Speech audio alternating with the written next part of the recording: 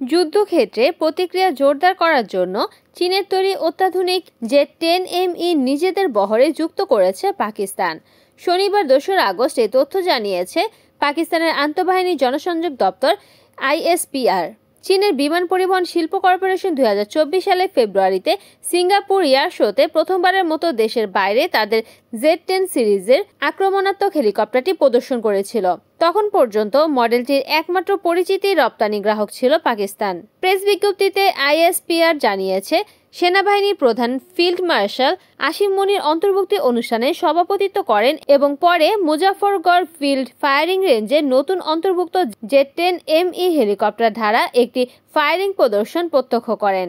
ভারতের সঙ্গে সাম্প্রতিক ইতিহাসের ভয়াবহতম সংঘাতে জড়ানোর পর থেকে নিজেদের সামরিক শক্তি বাড়ানোতে গভীর মনোযোগ দিয়েছে পাকিস্তান।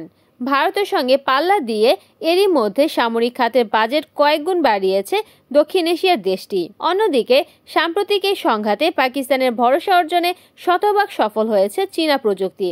এই অত্যাধুনিক সর্ব আবহাওয়ার কার্যকরী সমরযানটি দিনরাত সকল অবস্থাতেই নির্ভুলভাবে আঘাত করতে সক্ষম। বিবৃতিতে বলা হয়, উন্নত রাডার সিস্টেম এবং অত্যাধুনিক ইলেকট্রনিক ওয়ারফেয়ার স্যুট দিয়ে সজ্জিত এই হেলিকপ্টার বিভিন্ন আকাশ এবং স্থল হুমকি মোকাবেলায় সেনাবাহিনীর ক্ষমতা উল্লেখযোগ্যভাবে বৃদ্ধি করে। মুজাফফরগড় ফায়ারিং রেঞ্জে সেনাদের সঙ্গে আলাপচারিতা করার সময় সেনাপ্রধান তাদের ব্যতিক্রমী মনোবল, পেশাদারিত্ব এবং যুদ্ধ দক্ষতার প্রশংসা করেন। এছাড়া তিনি সম্মিলিত অস্ত্রকৌশলের সফল প্রদর্শনেরও প্রশংসা করেন। Desk news, Kamruzzaman Kamrul, NN TV।